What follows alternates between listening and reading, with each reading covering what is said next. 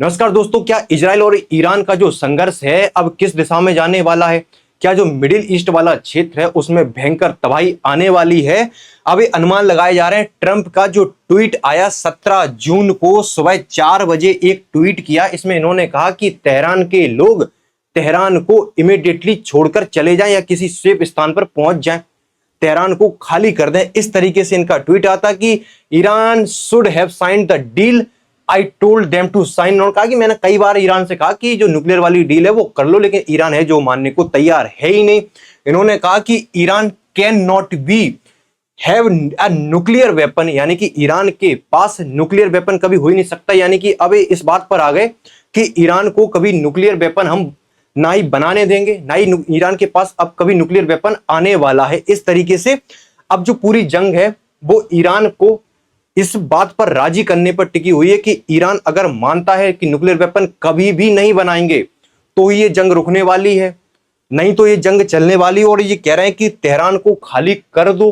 तो क्या तेहरान में कुछ बड़ा होने वाला है? जो ईरान की राजधानी तेहरान है वहां पर कुछ ऐसा होने वाला है? क्या ईरान में सत्ता का परिवर्तन होने वाला है कि कूप जैसी खबरें? अब देखो, अनुमान है अभी, क्योंकि इस तरीके की जब जो न्यूज निकल कर आती है, जब ट्रंप इस तरीके के ट्वीट करते हैं कि तेहरान को खाली कर दो, उसके बाद इंडिया एम्बेसी, जो इंडियन एम्बेसी है, उसने भी एडवाइजरी जारी कर दी कि तेहरान को, यहाँ पर भारतीय लोग या तेहरान से किसी सेफ स्थान पर पहुंच जाए, तेहरान को खाली कर दें। यानी कि कुछ ना कुछ तो होने वाला है। आने वाले समय में क्या होने वाला है वो देखना होगा। मूव आउट ऑफ तेहरान, इस तरीके से इंडियन जो एम्बेसी है ईरान में, उसने कहा कि एडवाइजरी जारी करके जानकारी दी कि भारतीय लोग किसी सुरक्षित स्थान पर पहुंच जाएं। किन आधारों पर कहा जा रहा है कि कुछ बड़ा होने वाला है ईरान में, या हम कहें कि तेहरान में? जो कहा जा रहा है कि इमीडिएटली उसे खाली करो। जो इजराइल के प्रधानमंत्री हैं बेंजामिन नेतन्याहू, इन्होंने एक स्टेटमेंट दिया था कि जो ईरान के साथ कॉन्फ्लिक्ट चल रही है इसका अंत अब तभी होगा और तभी हो पाएगा जब अयतुल्ला जो खेमनेई, जो सुप्रीम लीडर है ईरान के, वो मारे जाएंगे। इस तरीके से स्टेटमेंट इजराइल के प्रधानमंत्री के द्वारा दिया गया। और इजराइल के द्वारा लगातार ऐसे स्टेटमेंट दिए जा रहे हैं कि जैसा इराक में हुआ था सालों पहले, जो सद्दाम हुसैन था उसको कैसे अमेरिका ने अपने जाल में फंसाकर उसे सूली पर चढ़ाया था, क्या इसी तरीके से ईरान में कुछ बड़ा होने वाला है? क्या आने वाले दिनों में जो संकेत अभी जो स्टेटमेंट से आ रहे हैं कि तेहरान को इमीडिएटली खाली करो, जो सुप्रीम लीडर हैं उन्हें इस तरीके की थ्रेट जो दी जा रही है, और दर्जनों आर्टिकल इस पर पब्लिश हो रहे हैं कि कुछ तो बड़ा होने वाला है, इस तरीके से चल रहा है। अब कयास क्यों लगाए जा रहे हैं? क्या ईरान सच में ऐसा कर सकता है?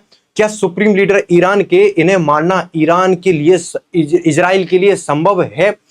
अगर आप देखोगे जो कॉन्फ्लिक्ट हुई उसको 5 दिन हुए हैं। जो इजराइल ने पहली जो स्ट्राइक की थी उसी में ईरान के जो सुप्रीम, आप कह सकते हो कि चीफ ऑफ स्टाफ, ईरान की आर्मी के चीफ ऑफ स्टाफ को पहली स्ट्राइक में मार दिया था। लगभग 20 बड़े अधिकारी, कमांडर लेवल के डुसांटिस्ट, जो न्यूक्लियर जो वेपन है उनको बना रहे हैं, उनकी रिसर्च वगैरह जो चल रही है, उनको ढूंढ ढूंढ के इजराइल ने ठिकाने लगाया था पहली स्ट्राइक में। यानी कि जो देश, जो कमांडर हैं, जो चीफ ऑफ स्टाफ हैं ईरान की आर्मी के, उन्हें पहली स्ट्राइक में निपटा सकता है। तो आप अनुमान लगाओ कि इजराइल के पास, जो इजराइल का खुफिया तंत्र है मोसाद, उसके पास कितनी सटीक जानकारी होती है जो इजराइल की डिफेंस फोर्स को पहुंचती है। यानी कि कुछ तो बड़ा होने वाला है। हालांकि ये सिर्फ अभी तक स्टेटमेंट आ रहे हैं, बाकी क्या होने वाला है ये तो समय के साथ ही सारी चीजें क्लियर होंगी। आप देख रहे हो ट्रंप को, ये G7 की समिट में थे, इन्होंने G7 की समिट में पहुंचे और G7 की समिट अटेंड की, और उसके बाद तुरंत इन्होंने कहा कि G7 की समिट छोड़कर हम तो वापस अमेरिका पहुंच रहे हैं। अब इन्होंने एकदम से अचानक से G7 समिट छोड़ दी। उसके बाद कयास लगाए जाने लगे कि कुछ बड़ा होने वाला है। जब इमैनुअल मैक्रोन, जो फ्रांस के राष्ट्रपति, इनसे पूछा कि ट्रंप एकदम से अचानक से क्यों चले गए, तो इमैनुअल मैक्रोन के पास इन्होंने कहा कि जो मिडिल ईस्ट में ईरान और इजराइल के बीच जो चल रहा है उसको लेकर ट्रंप जो सीज फायर है वो करा सकते हैं, और अच्छी चीज है कि ट्रंप सीज फायर करा रहे हैं, इस वजह से गए हुए हैं। उसके बाद ट्रंप ने, ये तो इनका स्टेटमेंट हुआ कि ट्रंप जल्दबाजी में क्यों वापस गए। इसके बाद ट्रंप का पूरा एक ट्वीट आता है, इसमें इन्होंने कहा कि जो इमैनुअल मैक्रोन है हमेशा गलत होते हैं, जो सीज फायर की बात कह रहे हैं कि हम सीज फायर कराने के लिए गए, इससे भी जरूरी काम है मुझे, इससे भी बड़ा काम है, इसलिए गया हूं मैं।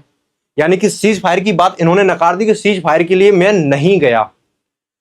इससे अनुमान और लगाए जाने लगे कि एक दिन पहले तक जो ट्रंप कह रहे थे कि जैसे हमने भारत और पाकिस्तान के बीच, जो 13वीं बार उन्होंने कहा कि भारत और पाकिस्तान के बीच जैसे हमने जो सिचुएशन जो बनी हुई थी, जो न्यूक्लियर वेपन की बात आ चुकी थी, हमने सीज फायर कराया, वहां शांति कराई, इसी तरीके से अब समय आ गया कि ईरान और इजराइल के बीच भी अब शांति कराएंगे। इस तरीके से इनके द्वारा कहा जाने लगा था, लेकिन अब इन्होंने इस बात से भी पलटी मार ली है। क्या इजराइल इनकी बात भी नहीं मान रहा? अब ये कयास हो सकता है कि इजराइल ने मना कर दिया हो कि अब तो ये संघर्ष शुरू हो गया, अब ईरान को तब ही छोड़ेंगे जब ईरान जो जिद छोड़ दे कि अब न्यूक्लियर वेपन ना बनाएंगे और ना बनाने की अब प्रोसेस में आएंगे। इस तरीके से इनका स्टेटमेंट आया। इन्होंने वो पूरा जो इमैनुअल मैक्रोन का जो स्टेटमेंट था उसको यहां पर गलत साबित कर दिया कि वो गलत है, कि हम सीज फायर के लिए यहां पर नहीं लौटे हैं डीसी में। ट्रंप से जब पूछा गया कि आप जो न्यूक्लियर ईरान बना रहा है इस पर क्या कहना चाहते हो, इन्होंने कहा कि जो ईरान है ना, न्यूक्लियर डील पर साइन ना करना ईरान की मूर्खता होगी। इस वजह से ट्रंप से पूछा गया कि क्या उन्होंने नेतन्याहू से बात की, उन्होंने कहा कि लगातार मेरी नेतन्याहू से बात चल रही है, यानी कि इजराइल से लगातार मेरी बात चल रही है। इन्होंने कहा टेलीफोन का नाम सुना है आपने, उसी से हमारी लगातार बात हो रही है। इस तरीके से ये इजराइल के कनेक्ट में तो है पूरी तरीके से। अब ये समिट जो G7 की मीटिंग अभी चल रही है, जे एक दिन अटेंड करके उसके बाद तुरंत यहां से लौट जाते हैं, यानी कि प्रधानमंत्री नरेंद्र मोदी भी वहां पहुंचते हैं, यानी कि उन दोनों की भी मुलाकात हो नहीं पाई क्योंकि एक दिन पहले ही निकल चुके हैं।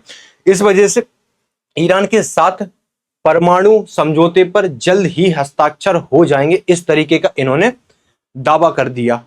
यानी कि या तो ये ईरान में कुछ बड़ा करने वाले हैं, अगर ईरान मान जाता है, मानेगा तो सिर्फ एक ही चीज के लिए, एक ही चीज पर अब बात आकर रुकेगी, वो है न्यूक्लियर समझौता। यानी कि अगर न्यूक्लियर समझौता होता है तो जिस दिन होगा उसी दिन ये समाप्त हो जाएगा, और नहीं होता है तो कुछ बड़ा होने वाला है तेहरान में।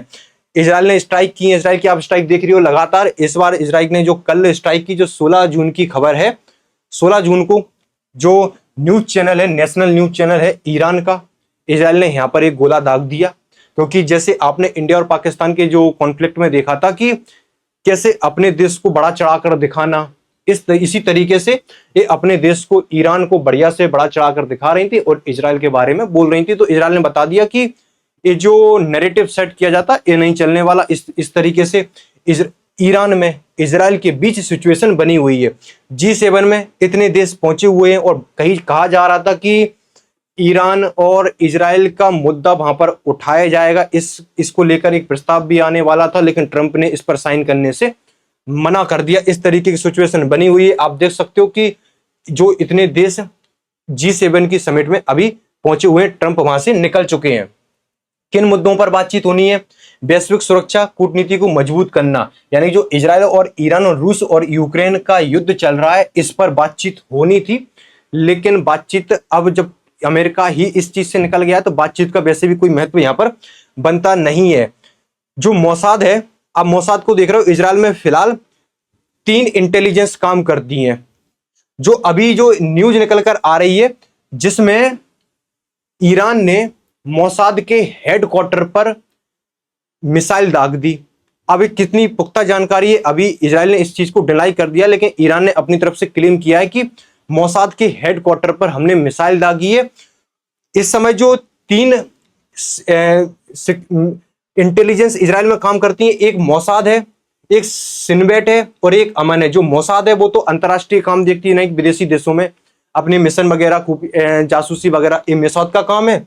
और जो सिनबेट है, जो इजराइल और फिलिस्तीन वाला जो एरिया है, जो उस पर इसका काम रहता है। और जो अमन है, इसका काम है किस देश के पास क्या टेक्नोलॉजी है, कौन से हथियार हैं, किसकी सेना क्या है, मतलब डिफेंस से जुड़ी हुई जानकारी ये इजराइल की डिफेंस फोर्स को यहाँ पर इसका काम है देना। ये डायरेक्ट प्रधानमंत्री को तलब करते हैं और इनका काम है सेना प्रमुख को तलब करना, यानी कि पूरी जो रिपोर्ट है वो देते हैं। अब जो भारत के लोग, जो भारत इंडियन एम्बेसी ने एडवाइजरी जारी की है कि तुरंत तेहरान को छोड़ दें, तेहरान में क्योंकि इमीडिएटली कुछ बड़ा होने वाला है, जो कि अब आने वाले समय पता चलेगा। भारतीय लोग 10,000 ईरान में उपस्थित हैं और 1500 स्टूडेंट हैं, उन्हें भी निकालने की तैयारी शुरू की जा रही है। पहले स्टूडेंट को निकाला जा रहा है और कहा जा रहा है कि अर्मेनिया वाले ईरान के बॉर्डर से अर्मेनिया लाया जाएगा, अर्मेनिया से भारत लाया जाएगा। ईरान में एयरपोर्ट बंद है तो ईरान लैंड बॉर्डर के थ्रू अर्मेनिया और अर्मेनिया से भारत।